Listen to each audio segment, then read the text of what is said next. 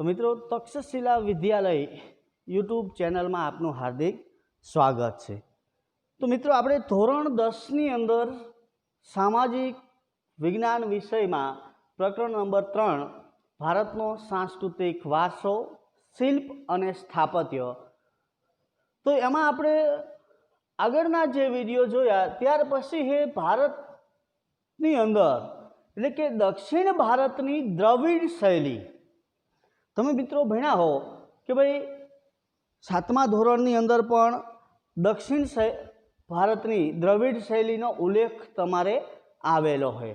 આ ઉપરાંત ઈરાની શૈલી, આ બધી જે શૈલીઓ હોય એ સમયગાળા દરમિયાન જે મંદિરો બનાવવામાં આવતા, જે સ્થાપત્ય કલા કરવામાં આવતી એની વિશિષ્ટ એનો પ્રકાર હતો, એટલે એને शैली तरीके ओळखवामां आवे है। तो आ रीते आपणे दक्षिण भारतनी द्रविड़ शैली जोईशुं।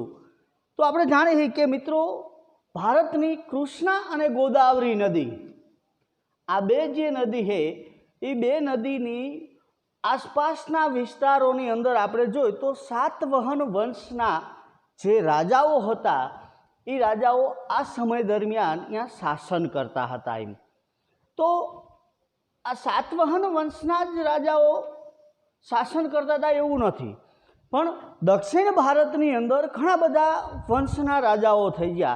एमाना एक एटले सातवाहन, आ उपरांत तमे चेर जो, चालुक्य जो, पांड्य, आ बधा जे वंशो रह्या के चोल होय, आ बधा जे वंशजो है ये दक्षिण भारतनी अंदर शासन करता शासक करताओ हता।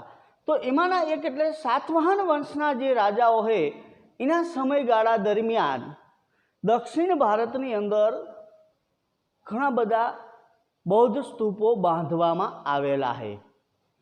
तो आ जे सातवाहन वंशना समयगाळा दरमियान जे स्तूपो बंधाणा है ये मोटा भागे 3 प्रकारे बांधवामां आव्या है, जेमां आ स्तूपो अर्धगोळाकार, अंडाकार अने घंटाकार टोचवाड़ा जे है ये आपने आ स्तूपो जोवा मळे है, जे सातवाहन वंशना शासनना समयगाळा दरमियान बंधाणा है।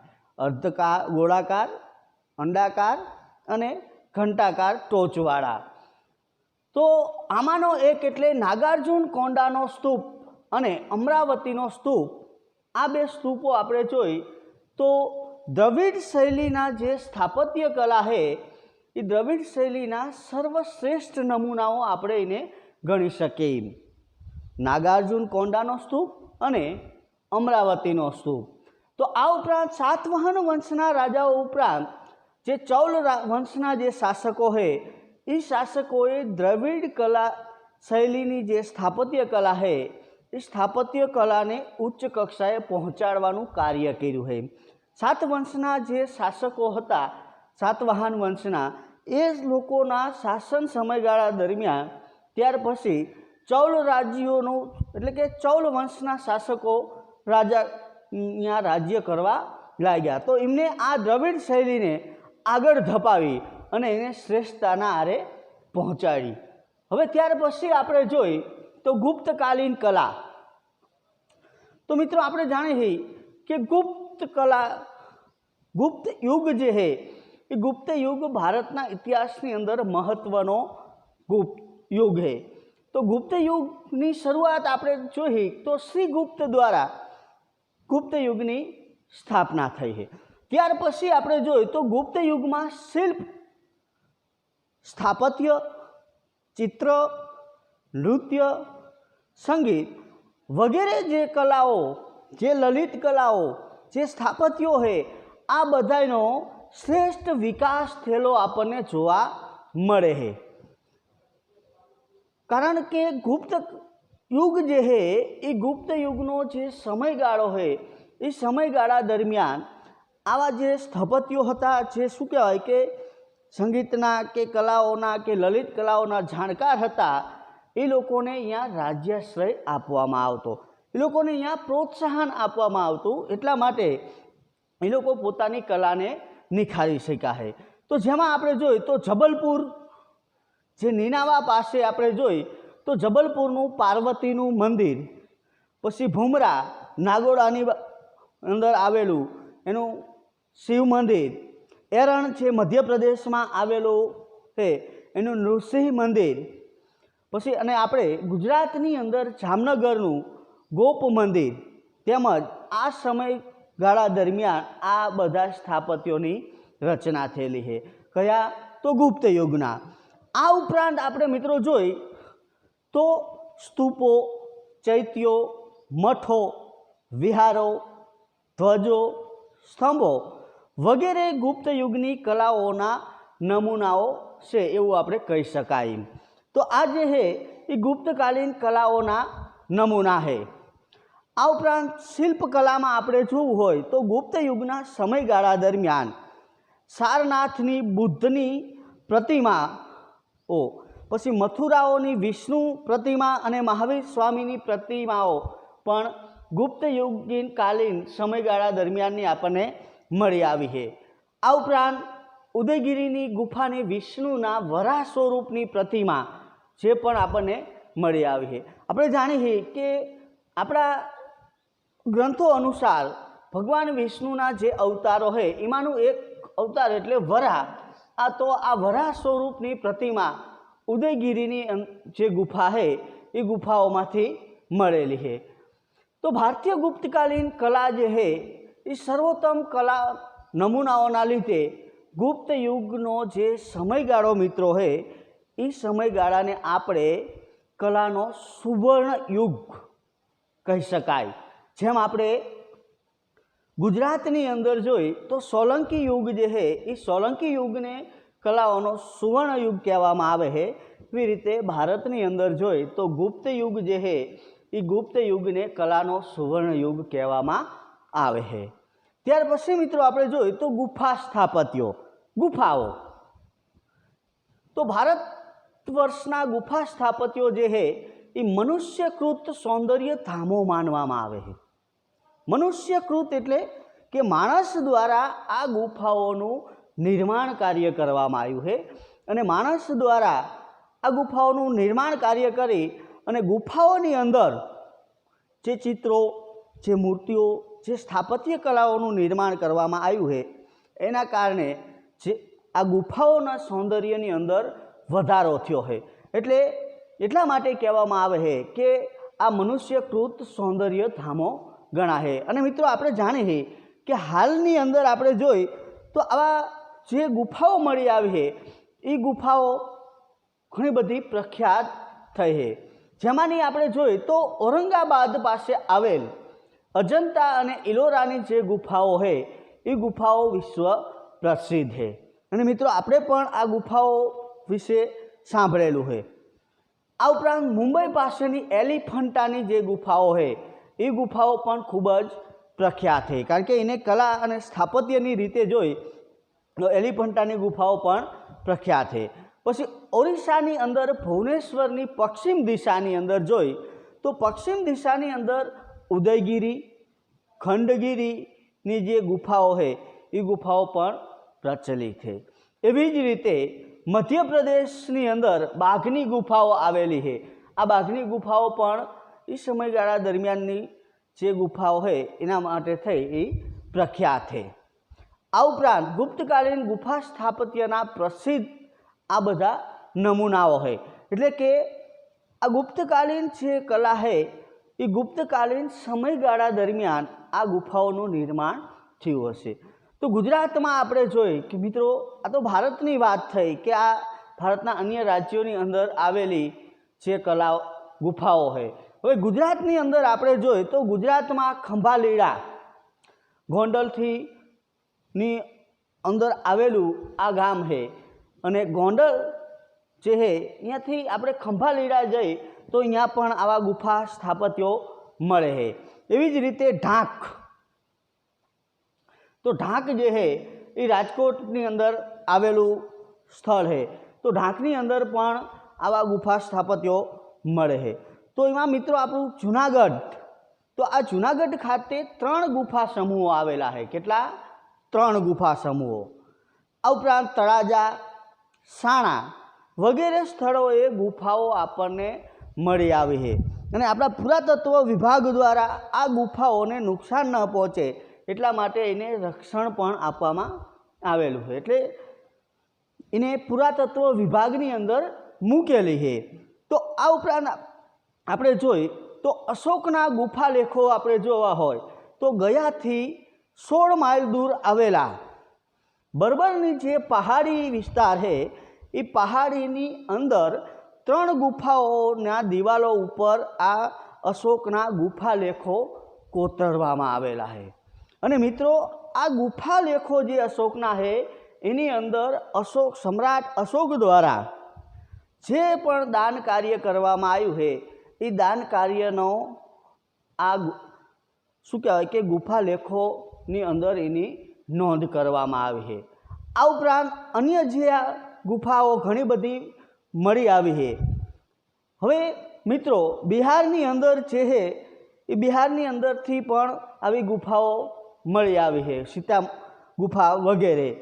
તો આપણે પ્રકરણ નંબર 6ની અંદર તમે આ જ વિષયમાં સામાજિક વિજ્ઞાનમાં જ પ્રકરણ નંબર 6માં અજંતા અને ઇલોરાની જે ગુફાઓ છે એ ગુફાઓ વિશે તમે વિસ્તારથી ભણશો। મિત્રો ગુફા સ્થાપત્યની અંદર આપણે જોઈ તો એમાં ગુજરાતની અંદર પણ આવા કેટલાક ગુફા સ્થાપત્યો આપણને મળી આવેલા છે। તો મિત્રો ગુજરાતની જે ગુફાઓ છે એ ગુફાઓ વિશે આપણે જોઈ તો પહેલું આપણું નામ આવશે જૂનાગઢની ગુફાઓ। અને આપણે બધાએ આ નામ જાણેલું સાંભળેલું હોય અને આમાંથી ઘણા બધાએ આ ગુફાઓની મુલાકાત પણ કદાચ લીધી હશે।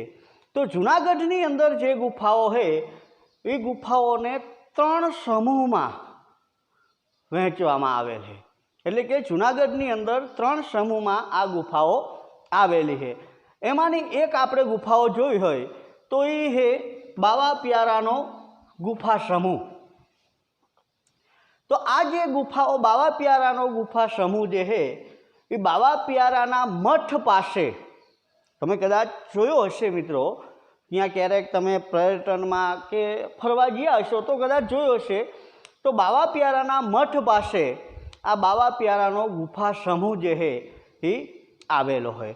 હવે આ જે ગુફાઓ છે બાવા પ્યારાનો જે ગુફા સમૂહ છે એ 3 હારમાં છે। કેટલી હારમાં છે? 3 હારમાં। અને આ 3 હારમાં જે છે એ પરસ્પર આ ગુફા સમૂહ પરસ્પર એકબીજાને કાટખૂણે જોડતી પથરાયેલી છે। કેવી રીતની? એકબીજાને 3 જે સમૂહ છે એ એકબીજાને કાટખૂણે જોડતી આ 3 ગુફા સમૂહો પથરાયેલી છે। પહેલી હાર આપણે જોઈ તો 4 ગુફાઓ આવેલી છે, ત્યાર પછી બીજી હારમાં જોઈ તો 7 ગુફાઓ અને છેલ્લી એટલે કે ત્રીજી હરોળમાં આપણે જોઈ તો 5 ગુફાઓ આવેલી છે। એટલે આમ જોઈ આપણે તો બાવા પ્યારાની જે ગુફા સમૂહ છે એમાં કુલ 16 ગુફાઓ આવેલી છે।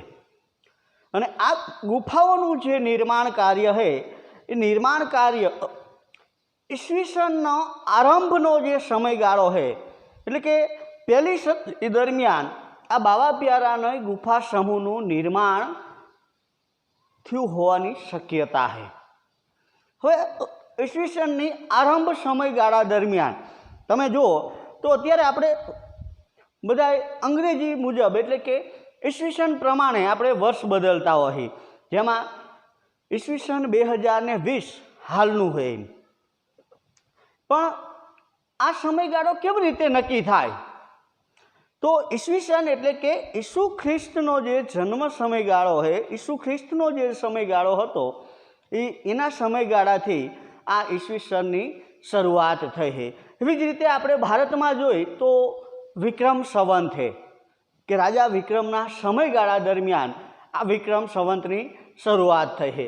આ ઉપરાંત શક સંવત, પછી મુસ્લિમોની અંદર હિજરી સંવત, આવા ઘણા બધા જે સંવતો જે રહ્યા એ પ્રદેશ મુજબ અલગ અલગ ચાલતા હોય છે। એટલે આમ જોઈએ આપણે તો ઈસવીસનનો આરંભનો જે સમયગાળો છે એ સમયગાળા દરમિયાન આ બાવા પ્યારાના ગુફા સમૂહનો આ કંડારાયેલી હોવાની શક્યતા છે। તો આ એક। પછી બીજી જૂનાગઢની જ ઉપરકોટની જે ગુફાઓ છે એ ગુફાઓ જોઈ તો આ ગુફાઓ 2 મંજિલાઓમાં આવેલ છે। કેટલા મંજિલાની? 2 મંજિલાની, ઉપર નીચે। તો આ ગુફાઓની અંદર નીચેથી ઉપર જવા માટે સોપાન શ્રેણીની રચના પણ કરવામાં આવેલી જોવા મળે છે। તો ઉપરકોટની ગુફાઓ જે છે એ 2જી સદીના ઉત્તરાર્ધથી 4થી સદીના પૂર્વાર્ધ સુધીમાં આ ઉપરકોટની ગુફાઓ કંડારાયેલી હોવી જોઈએ, આવી શક્યતા આની અંદર રહેલી છે। એટલે કે 2જી સદીના ઉત્તરાર્ધથી 4થી સદીના પૂર્વાર્ધ સુધીમાં, એટલે કે લગભગ 200 વર્ષના સમયગાળા દરમિયાન આ ઉપરકોટની ગુફાઓ કંડારાયેલી હશે। અને જૂનાગઢના ગુફા સમૂહોની અંદર 3જી અને છેલ્લી એટલે કે ખાપરા કોડિયાની ગુફાઓ। તો આ ગુફાઓ જે છે ખાપરા કોડિયાની ગુફાઓ પણ ઉપરકોટની ગુફાઓ સમૂહ ખોળે જ મંજલાવાળી હશે।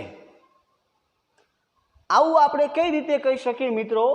તો મંજલાવાળી હશે એવું આપણે જે અહીંયાથી અવશેષો મળ્યા છે એ અવશેષો ઉપરથી આપણે કહી શકીએ કે ખાપરા કોડિયાની જે ગુફાઓ છે એ પણ ઉપરકોટના ગુફા સમૂહ ઘોડે મંજલાવાળી હશે એમ।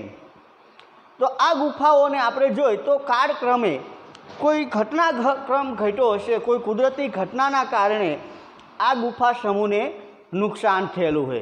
અને તેમાંથી કુલ 20 સ્તંભ જે છે એ 20 સ્તંભ અહીંયા આવેલા છે। તો આ ગુફાઓનું ખાપરા કોડિયાની ગુફાઓનું નિર્માણ કાર્ય જે છે એ ઈસવીસન 3જી સદીમાં આ ગુફાઓ કંડારેલી હોવાની શક્યતા છે એમ। અને છેલ્લે આપણે જોઈ તો ખંભાલીડા ગુફા। તો ખંભાલીડા જે છે એ આપણે રાજકોટથી જઈ તો રાજકોટથી 70 કિલોમીટર દૂર ગોંડલ પાસે આવેલા ખંભાલીડામાંથી આ ગુફાઓ પ્રાપ્ત થઈ છે। એટલે કે ખંભાલીડાની જે ગુફા છે એ રાજકોટથી 70 કિલોમીટર દૂર ગોંડલની બાજુમાં જે ગામ આવેલું છે ખંભાલીડા, એ ખંભાલીડા પાસેથી ઈસવીસન 1959માં આ ગુફાઓ શોધાય છે।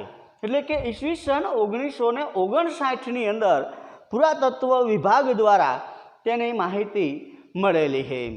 એટલે એવું નથી કે 1959માં આ ગુફાઓ બની છે, આ ગુફાઓ પહેલેથી જ હતી, પણ 1959માં પુરાતત્વ વિભાગ દ્વારા એને શું કહેવાય કે સાફ સફાઈ કરવામાં આવી અને એ ગુફાથી માહિતગાર થયા એમ। તો આ ગુફાઓ જે છે એ 3 ગુફાઓ ખંભાલીડાની ગુફાઓની અંદર 3 ગુફાઓ નોંધપાત્ર માનવામાં આવે છે। જેમાં વચ્ચેની જે ગુફા છે એ વચ્ચેની ગુફામાં સ્તૂપયુક્ત ચૈત્યગૃહ આવેલું છે। તો આ સ્તૂપયુક્ત ચૈત્યગૃહના પ્રવેશ માર્ગની ઉભય બાજુએ વૃક્ષને આશ્રયે એટલે કે વૃક્ષને અટકીને ઊભેલા બોધિસત્વ અને કેટલાક જે ઉપાસકો છે એ ઉપાસકોની મોટી જે આકૃતિઓ છે એ આકૃતિઓ આ ખંભાલીડાની અંદરથી મળેલી છે।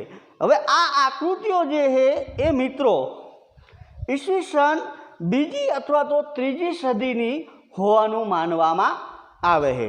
તો મિત્રો આ જે છે એ આપણે ગુજરાતની ગુફાઓ જોઈ। હવે આ જે પ્રશ્ન છે એ 3 માર્ક્સમાં ગુજરાતની ગુફાઓ જે છે એ 3 માર્ક્સમાં આ પ્રશ્ન પૂછાઈ શકે છે। અને બાકીની જે ગુજરાતની ગુફાઓ છે એ આપણે નેક્સ્ટ વિડીયોની અંદર જોઈશું।